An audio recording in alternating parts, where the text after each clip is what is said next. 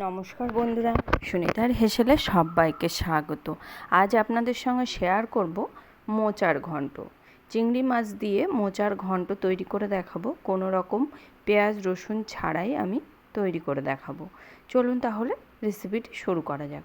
এখানে দেখুন আমি একটা মোচা নিয়েছি। মোচাটাকে কিন্তু খুব ভালো করে ছাড়িয়ে নিয়ে যতটা কুচি করে কেটে নেওয়া যায় ততটাই আমি কুচি করে কেটে নিয়েছি।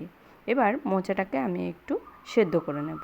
তার জন্য কড়াইতে দিয়ে দিয়েছি পরিমাণ মতো জল।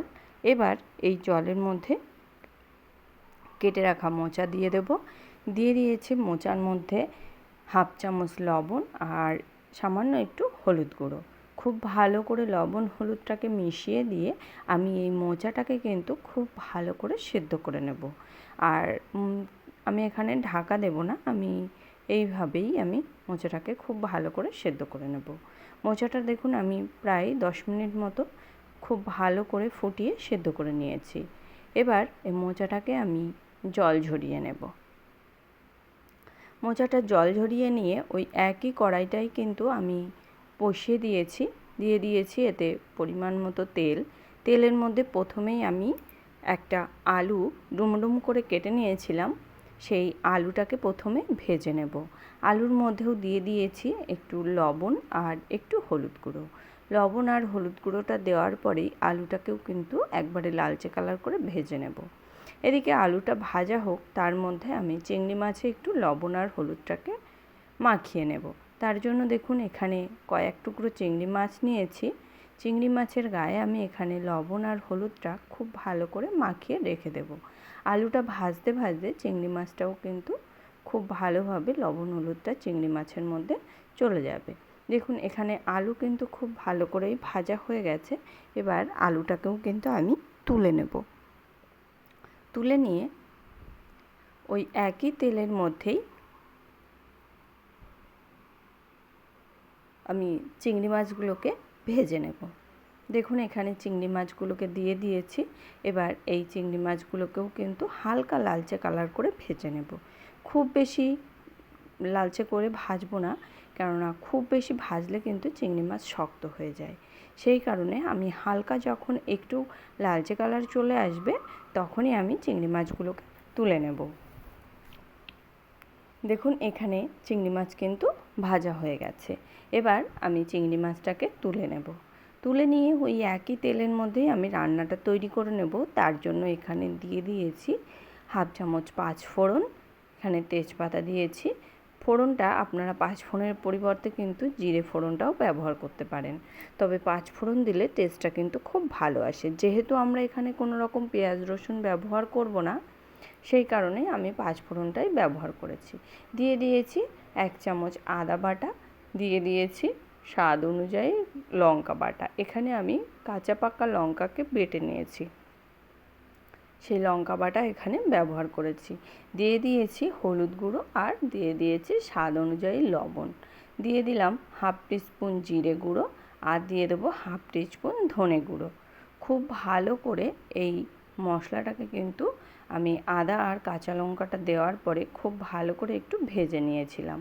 তারপরেই কিন্তু গুঁড়ো মশলাগুলো ব্যবহার করেছি। দেখুন দিয়ে দিয়েছি সামান্য একটু লঙ্কার গুঁড়ো। এবার আমি সমস্ত মশলাটাকে কিন্তু খুব ভালো করে একটু কষিয়ে নেব। দেখুন মশলা এখানে আমাদের খুব সুন্দরভাবে কষানো হয়ে গেছে। এর মধ্যে এবার দিয়ে দেব সেদ্ধ করে নেওয়া জল ঝরিয়ে রাখা মোচাটাকে এখানে আমি দিয়ে দিয়েছি। এবার এই মোচার মধ্যে দিয়ে দেব ভেজে রাখা আলু আর চিংড়ি মাছ। এবার আলু ও চিংড়ি মাছ আর মোচা দিয়ে মশলার সঙ্গে কিন্তু আমি আরও 3 থেকে 4 মিনিট মতো খুব ভালো করে একটু কষিয়ে নেব।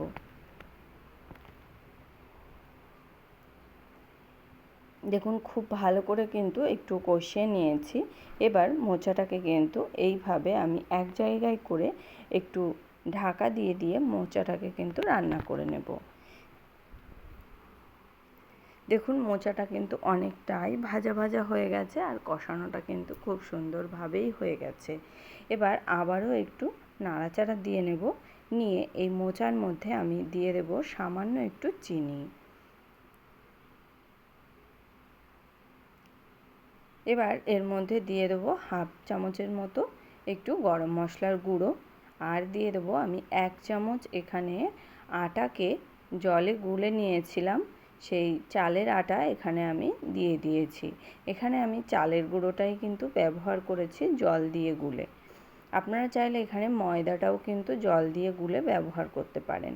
খুব ভালো করে চালের গুঁড়োটা দেওয়ার পরে আবারও আমি খুব ভালো করে এইভাবে অনবরত একটু নাড়তে হবে, তাই না হলে কিন্তু চালের গুঁড়োটা দলা বেঁধে যেতে পারে। সেই কারণে এখানে অনবরত নাড়তে নাড়তেই মোচাটাকে কিন্তু খুব ভালো করে মিশিয়ে নিয়েছি। এবার এখানে দিয়ে দেব হাফ চামচ মতো ঘি। ঘি দেওয়ার পরেও কিন্তু মোচাটাকে খুব ভালো করে একটু নাড়াচাড়া দিয়ে নেব। এবার এইভাবে আমি আর 2 থেকে 1 মিনিট মতো একটু ভেজে নিলেই কিন্তু তৈরি হয়ে যাবে আমাদের চিংড়ি মাছ দিয়ে মোচার ঘন্ট। এই রকম মোচার ঘন্ট কিন্তু গরম গরম ভাতের সঙ্গে খেতে অসাধারণ লাগে। তাহলে বন্ধুরা, আমার এই মোচার ঘন্টের রেসিপি আপনাদের কেমন লাগলো অবশ্যই কিন্তু কমেন্ট করে জানাবেন। যদি ভালো লেগে থাকে তাহলে একটা লাইক করবেন, আর সাবস্ক্রাইব করে পাশে থাকার অনুরোধ রইল। আজকের মতো এই পর্যন্তই, আবার দেখা হবে নতুন কোনো রেসিপি নিয়ে। ভালো থাকবেন, সুস্থ থাকবেন, ধন্যবাদ।